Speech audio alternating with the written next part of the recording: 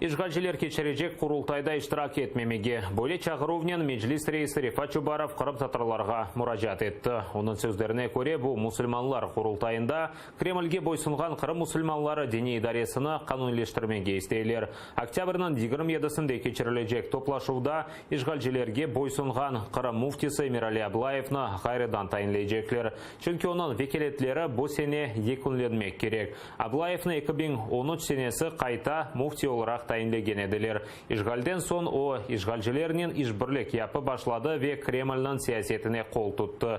Меджлис рейсі имам ве дин жемиет темсілжілеріні кечірілежек құрылтайда иштирак етмектен вазгечмеге чағыра.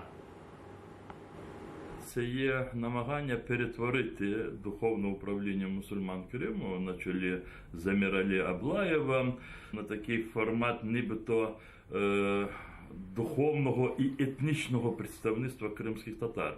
Вони шукають замінник Курултаю кримсько-татарського народу. Вони шукають так званих нових лідерів для кримсько-татарського народу. На цьому Курултаї, який буде відбуватися Курултаї мусульман Криму, ніхто не стане і не скаже на захист кримських татар, які зараз незаконно позбавлені волі. Ніхто не скаже про постійний, щоденний, щотижневий тиск, репресії, гоніння кримських татар і мусульман. Цього нічого не буде сказано.